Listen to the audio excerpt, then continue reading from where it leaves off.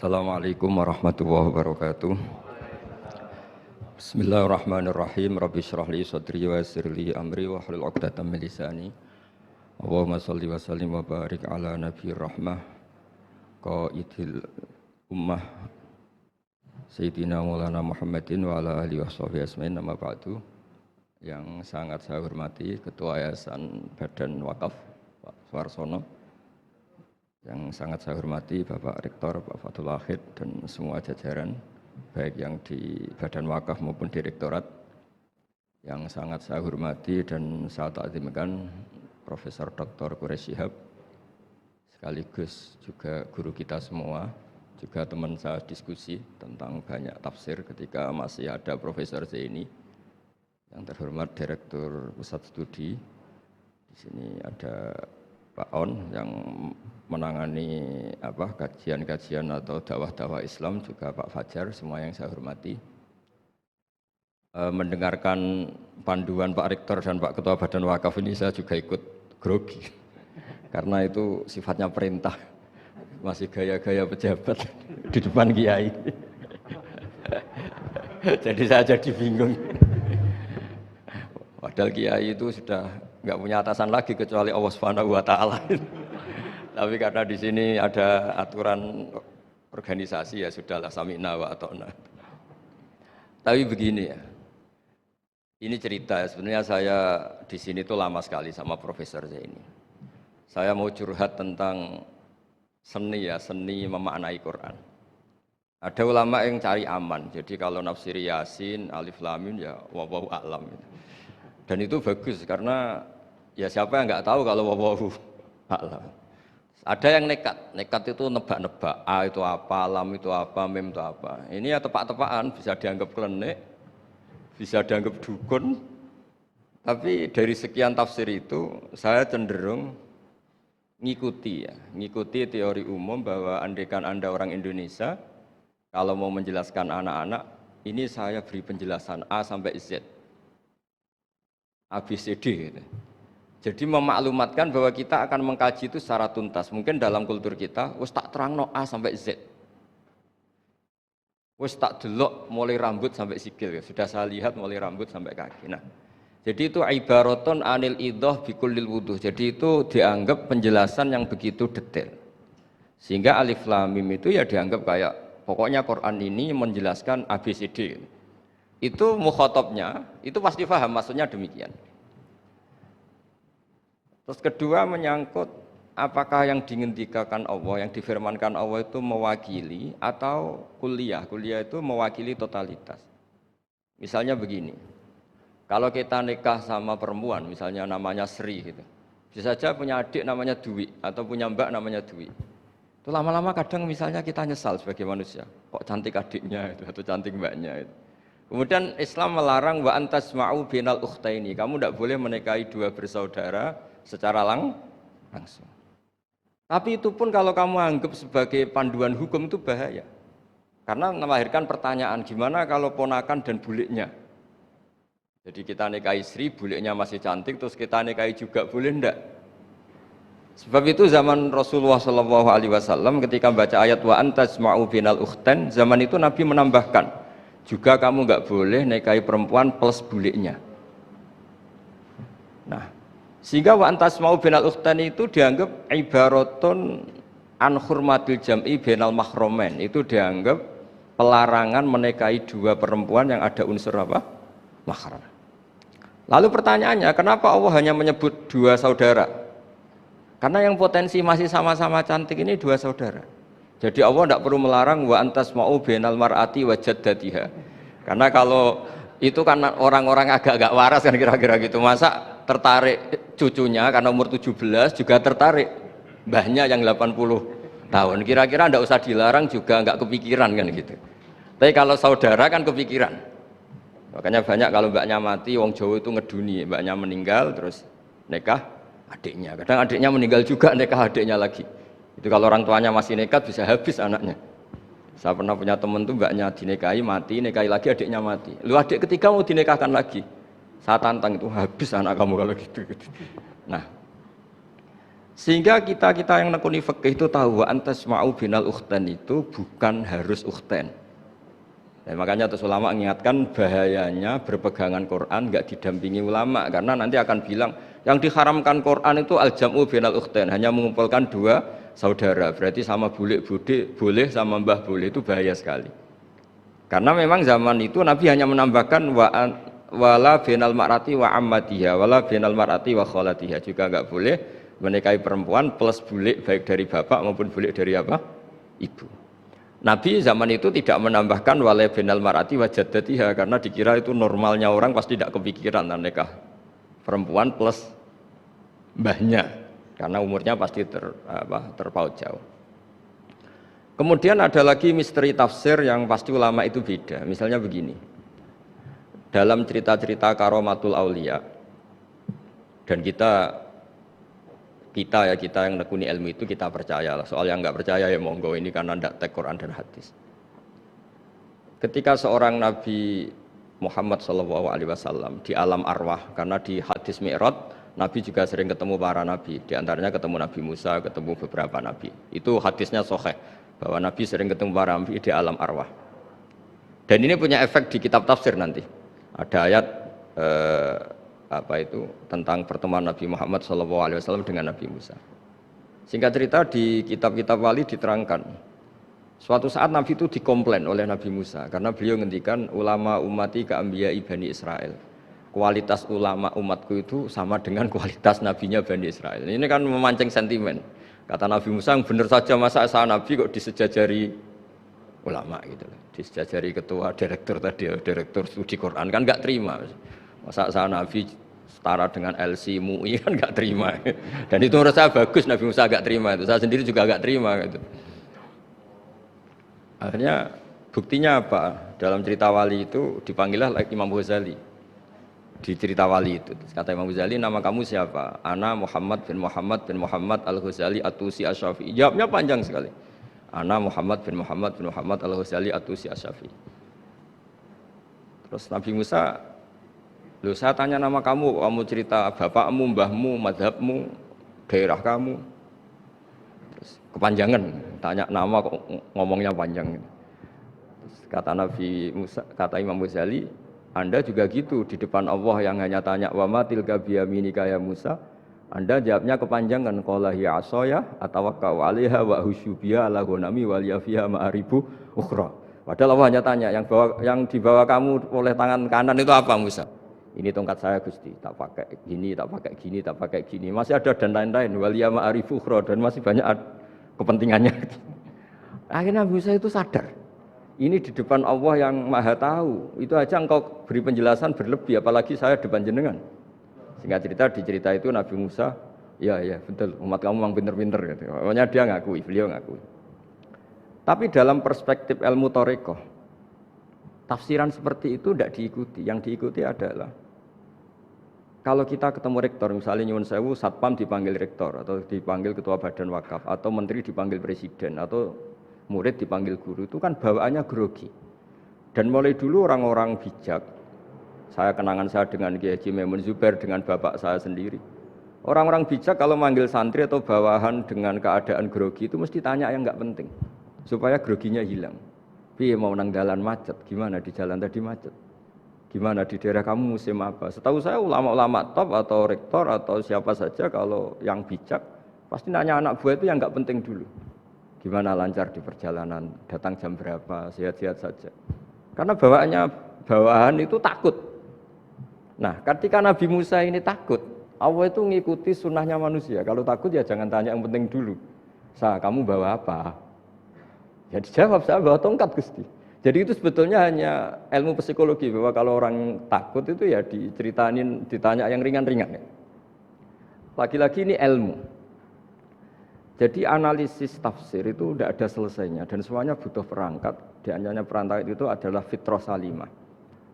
Makanya dikatakan Pak Rektor tadi benar bahwa orang bisa memahami Quran, kekuatan angin dengan cerita angin seperti ini. Tadi cerita Pak Suarsono Muhammad juga gitu, Warsono Muhammad, semuanya sama. Sehingga memaknai Quran itu baik dengan ilmiah maupun dengan fitrah salimah itu akan sama-sama menelurkan makna yang sahih. asal berlandas riwayat yang sahihah. Saya punya sekian cerita tentang ulama-ulama dulu kalau ngartikan ayat. Misalnya Imam Syafi'i, beliau nekuni fikih. Beliau menghentikan orang yang tayamum di tengah perjalanan padang Sahara yang karena tidak menemukan air, itu boleh tayamum kalau sudah tidak menemukan air. Syaratnya dia nyari-nyari dulu. Nyari-nyari dulu. Ditanya, kenapa harus nyari-nyari dulu padahal ini di padang pasir? Jawabnya Imam Syafi'i itu sederhana. La yuqalu liman lam yatlub lam yajid wa innama yuqalu lam ya'rif. Allah itu ngendikan falam tajidumaan, kemudian Anda tidak menemukan air. Di mana-mana tidak menemukan itu setelah mencari. Kalau tanpa mencari namanya lam ya'rif, tidak tahu. Ketika Allah ngendikan falam tajidumaan, artinya harus ada sabkut tolab, harus mencari-cari dulu, baru menyimpulkan tidak menemukan. Jangan langsung tayamum tanpa mencari-cari. Karena Allah ngendikan falam tajidumaan, kemudian kalian tidak menemukan air. Di mana-mana tidak menemukan itu ada mencari dulu sabkut tolak. Begitu di semua ayat. Lalu saya mulai 2002 atau 2003 saya sering sama Profesor Zaini, beliau bahkan sering di kontrakan saya di Wonokromo di Pleret sana. Kalau nggak tuntas dibahas dulu di bekas kantor rektorat ya, di atas itu. Saya di UI Pres di bawah, Pak Zaini di atas, dan tiap hari ketemu. Saya intensif sama beliau itu ada 4 tahun. Makanya terjemah ini yang dulu saya ada ikut, yang direkonstruksi hampir 40%. Karena berdebat terus, terutama fikih. Akhirnya kita misalnya, ini curhat ya supaya sekaligus lapor ke Profesor Quraish Shihab, apa yang kita lakukan. Jadi UI sudah lama sekali menerbitkan tafsir Quran, pernah nginduk Kemenak, juga pernah setengah nginduk, setengah ikut, juga benar-benar akhirnya mandiri. Semoga perhitungannya bukan pasar, tapi ingin... Semoga, saya tidak tahu kalau hitungannya pasar itu tidak wilayah saya, tapi semoga enggak lah. Itu kita sering berdebat, itu tentang bolehkah memanfaatkan cerita Israiliyat untuk merekonstruksi ayat yang potongan dari cerita para nabi. Misalnya tahu-tahu kita ada cerita wahal ataka naba'ul khosmi istasawwarul mihrab istakhalu ala Dawud fa fazi'a minhum. Kata fazi'a itu maknanya kaget. Itu kalau kita misalnya kamu apa tahu orang-orang yang melompat pagar, kemudian Nabi Dawud ini kaget. Itu cerita itu bisa terbentuk meskipun orang-orang banyaklah pakar-pakar tafsir yang anti Israiliyat. Tapi kita bisa maknai itu tuh kalau misalnya kata kaget. Kenapa kaget? Nabi Dawud itu seorang raja, bahkan orang barat nyebut King David. Beliau punya 7 lapis pengawalan dan khusus kamar pribadinya itu tidak siapapun, tidak ada yang bisa masuk. Tapi tahu-tahu ada orang di situ. Makanya beliau kaget, fafazi aminhum. Qalu la takhaf.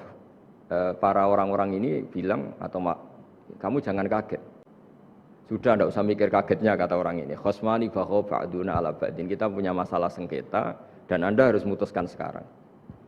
Singkat cerita, si orang ini cerita, orang atau malaikat itu cerita. Ini saudara saya punya kambing 99. Saya punya 1 aja kok diminta. Menurut Anda gimana? Tolong putuskan yang benar. Abu Dawud langsung marah. Wah, kamu itu dolim betul. Sudah punya 99 minta yang 1. Kamu dolim betul. Ngawur betul. Oke, sudah deal gitu, sudah putus. Orang ini senyum-senyum santai terus hilang. Ternyata itu para malaikat. Terus wadonna Dawudu annama fatannahu fastaghfara rabbahu wa kharra raki'a wa anab. Di banyak cerita Israiliyat itu Nabi Dawud itu istrinya 99. Tapi kurang lengkap kayak enggak ada yang seperti itu. Jadi walhasil di cerita itu ada Imro'atu Uria terkenalnya itu yang Nabi Dawud itu kepikiran menikahi itu. Singkat cerita akhirnya Uria ini meninggal, akhirnya dinikahi Nabi Dawud. Akhirnya beliau istighfar karena merasa salah. Saya masih ingat ngendikannya Profesor Zaini. Ketika tak tanya, kenapa sudah punya 99 masih ingin yang 1? Gak ada yang seperti itu. Jadi namanya bawaan rakus manusia itu tetap aja gak ada yang seperti itu. Nah pertanyaannya, bolehkah puzzle ini ya kita rangkai dengan cerita Israiliyat? Yang Israil ini bisa iya bisa enggak, kata Nabi zaman Sugeng, la tusaddiquhum wa la tukadzibuhum. Kamu ya jangan bilang iya, jangan bohong karena dari cerita-cerita Israiliyat. Tapi jangan juga bilang takdzib, bilang mendustakan, jangan-jangan benar. Nah, kita yang nekuni tafsir itu bingungnya ya Makanya saya tadi sebenarnya bilang Pak Fajar bingung itu kalimat madhin itu muji. Memang bagusnya orang ilmuwan itu bingung. Kalau ilmuwan PD itu udah ilmuwan namanya, orang nekat itu. Ilmuwan itu harus satu teori diuji dengan teori yang lain, diperbandingkan terus menyimpulkan saat ini saya memutuskan demikian. Tapi entah suatu saat itu khasnya ilmuwan karena dia harus mikir terus itu. Masih banyak yang seperti itu. Akhirnya ya kita nafsiri ya pokoknya kalau orang sudah punya 3 kok minta yang punya 1 ya rakus lah gitu aja sudah. Apa itu peristiwa perempuan, apa peristiwa harta, peristiwa jabatan. Jadi kalau sudah punya jabatan 1 kok ingin jabatan yang lainnya anggap saja rakus gitu aja. Terus lalu itu simbol. Makanya ini terus pertanyaannya. Ini apakah simbol ibaratun anman itoma bahwa Allah enggak suka toma atau memang itu fakta? Nah, hal-hal seperti itu yang kita terus menekuni. Kemudian yang ketiga misalnya kita ini sebagai cucu yang kurang baik. Setiap kita pidato cerita dosanya Nabi Adam diusir dari apa? Surga. Dan saya itu orang yang insya Allah disayang Nabi Adam. Saya termasuk cucu yang baik. Di mana-mana saya cerita Nabi Adam itu keren meskipun diusir dari surga. Karena Nabi Adam itu diusir dari surga itu bukan karena dia kepencut sajaratil khuldi. Itu enggak. Jadi ceritanya gini. Kata Allah, Adam kamu boleh makan apa saja. Kecuali 1 pohon ini. Kamu jangan makan buahnya. Nabi Adam nurut. Nah terus banyak kiai yang cerita. Gara-gara dirayu istrinya. Terus akhirnya cerita, jenenge wong lanang pengampesane wong wedok. Kata istrinya, Tuhan yang bener aja, masa semuanya boleh kok 1 aja gak boleh. Cara lomo gak menisan gitu, cara Jawa itu ya kalau sudah semuanya boleh, yang lebih mewah pun boleh kok ini 1 gak boleh ini. Paling itu iseng maksudnya, sudahlah dicoba aja. Nah karena Nabi Adam itu merasa nggak nyaman, ada yang diredaksikan fa'akala itu makan. Tapi kalau makan tidak juga karena nggak nekat, karena beliau merasa tidak nyaman. Makanya sebagian diredaksikan dzaqo itu ngicipi saja karena nggak nyaman. Sehingga lafadz akala dimaknani dzaqo juga dimaknani akala dalam konteks ini. Nah, tapi di tafsir Ibnu Katsir diterangkan, kata kuncinya itu bukan di akala atau dzaqo, tapi waqa sama huma inni lakuma laminan nasihin. Jadi Nabi Adam itu ketemu iblis, setan. Terus iblis ini bilang, wallahi demi Allah, larangan itu sudah dicabut dan sekarang Anda boleh makan itu. Atau apalah sumpahnya iblis merayu itu. Ketika Allah tanya, ya Adam kenapa kamu makan sajaratul khuldi padahal sudah saya larang. Ini hebatnya Nabi Adam, waqa sama huma. Wa izzatika ya Rabbi, ma adzunnu anna ahadan yakhlifu bika kadziban. Wa izzatika ya Rabbi, ma adzunnu anna ahadan yakhlifu bika kadziban. Misalnya kita punya teman yang biasa bohong dengan kita.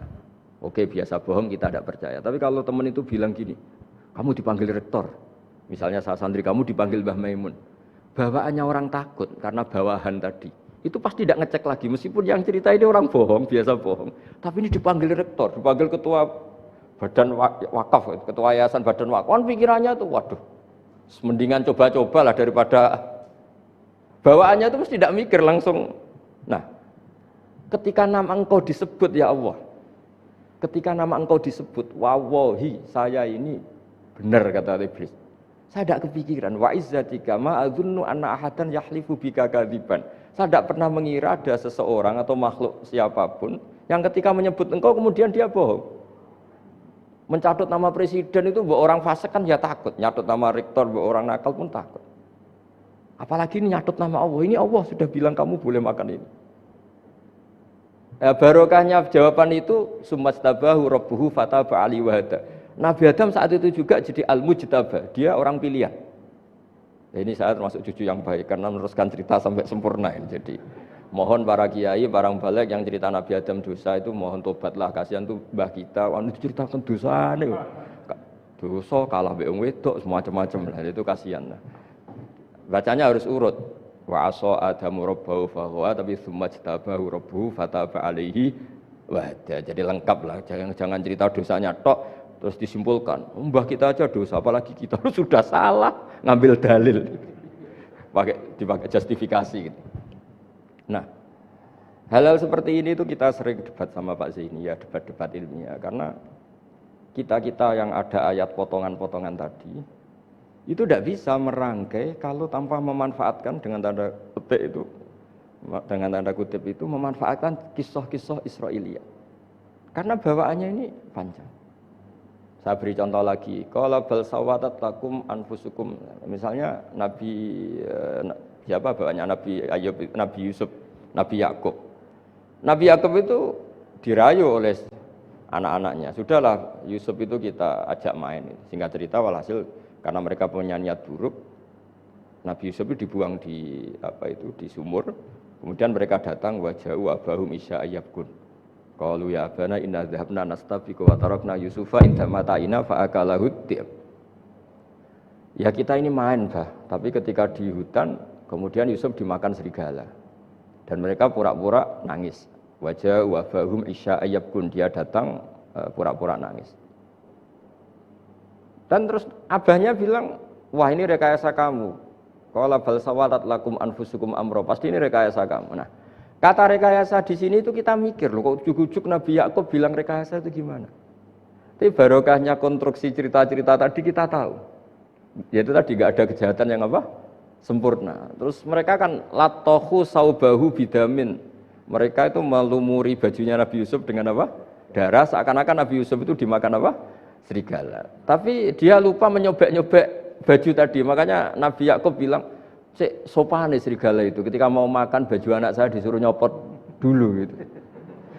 Jadi peradabannya gitu. Nah, di sini kata sawalat itu ada konstruksi yang kita mau tidak mau pakai cerita tadi karena wong dimakan serigala kok bajunya utuh. Cek beretikanya serigala itu. Mungkin kuliah di UI. Jadi, nah kita ini nekuni itu. Jadi apa ya? Nah terus nah kita akan cari aman, artinya cari aman itu kalau tafsir atau terjemah berdasar Israiliyat kita nanti dimarin orang banyak. Tapi tidak juga kita kadang-kadang mau tidak mau karena ada kata yang tersembunyi. Yang mau tidak mau utuhnya itu kalau memanfaatkan Israiliyat tadi. Nah, makanya Nabi ketika ditanya, "Ya Rasulullah, bagaimana dengan cerita dari Bani Israel?" Itu. Ya, Nabi ngendikan la tusaddiquhum wa la tukadzibuhum. Ya kamu jangan bilang iya, ya jangan bilang tidak. Tapi setelah kita nekuni tafsir, ya nekuni apa itu mau tidak mau. Terus yang terakhir sebagai matur kita ke Profesor Dr. Quraish Shihab, masalah fikih terutama yang mendesak. Quran itu kalau cerita fikih itu kan belum dibabkan dulu ya. Misalnya at-thalaqu marratan, cerai itu ya hanya 2. Nah, cerai hanya 2 ini kan kita jadi bingung karena taunya kita cerai itu sampai apa? 3. Akhirnya mau tidak mau kita membuat taksisul fikih, dasaran fikih.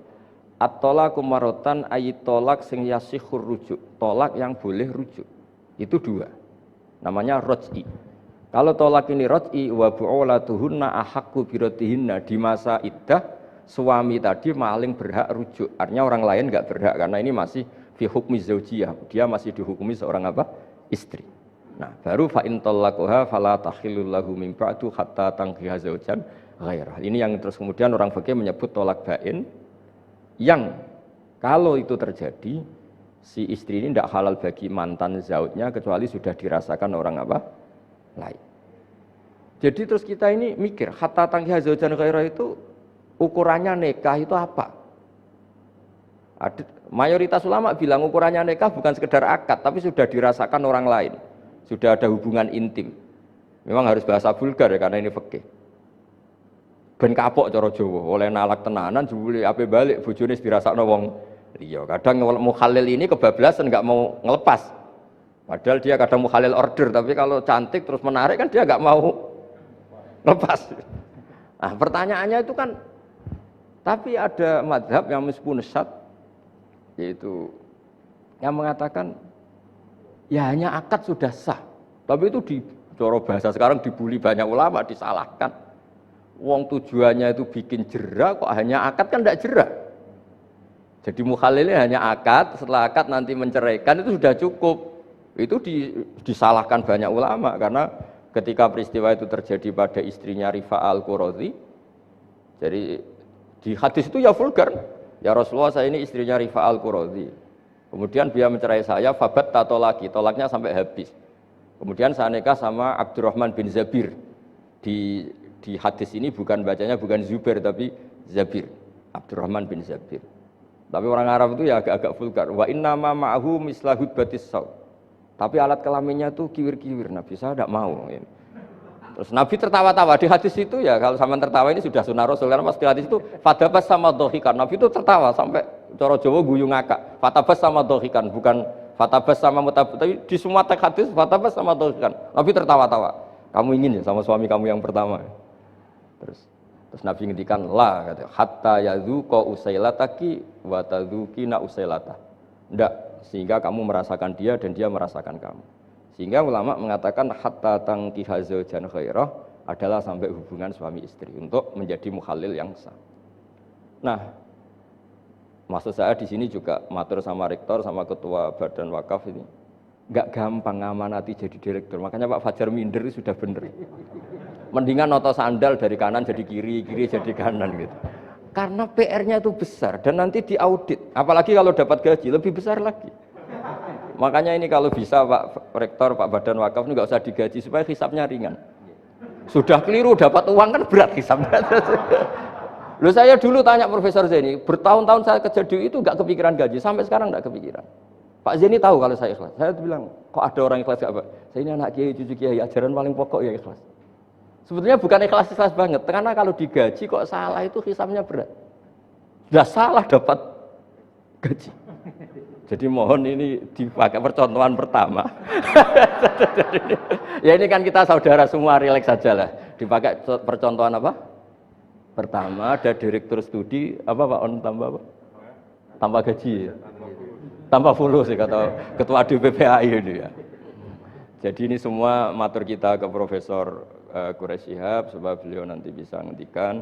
Saya termasuk orang yang sangat menghormati beliau dan insya Allah nanti saat tanggal 6 April atau apa juga mau sowan beliau.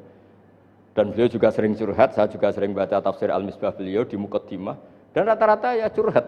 Mau tahlili efeknya gini, mau maudhu'i. Tapi karena memang kita ngadepin teks yang umurnya sudah hampir berapa? 1000, berapa Pak Tamjiz? 1400 berapa? Ya sekitar 1400 berapa. Tapi tadi dari, makanya kan terus kita kalau nerjemah, terus saya diantara yang saya usulkan ke Profesor Zaini saat itu, saya mau ikut tim asal ada catatan kaki, terus ada beberapa tambahan catatan kaki supaya tadi wa antas mau binal ukhten itu kalau kita misalnya kita kembali ke Quran hadis, Quran saja.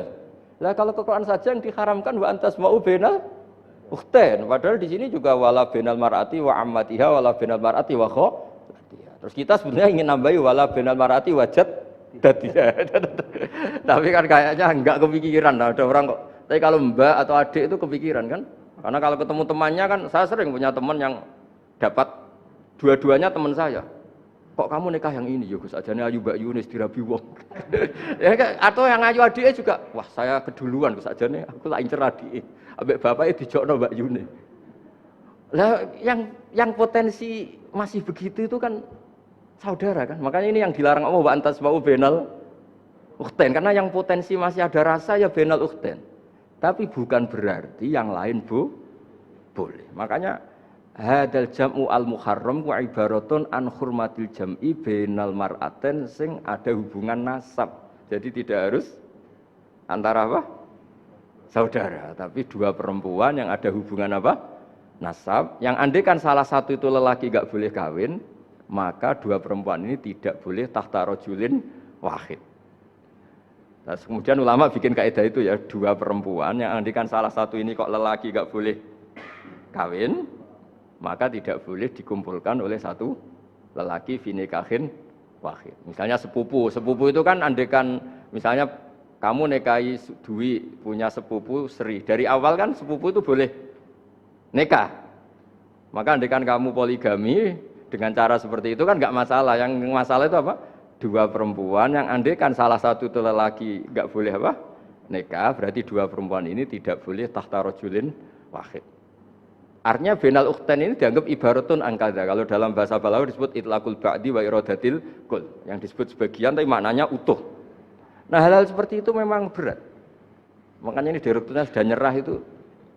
Tapi lebih gampang nyerah lagi kalau nggak dapat gaji. Karena kalau nyerah tok gajinya diterima itu kayaknya gimana gitu. Nah ini tidak gojlok tapi etika. Ini urusan etika. Tapi kalau UI memberi tidak atas nama gaji, atas nama kasihan nggih monggo. Nggih ngoten mawon. Assalamualaikum warahmatullahi wabarakatuh.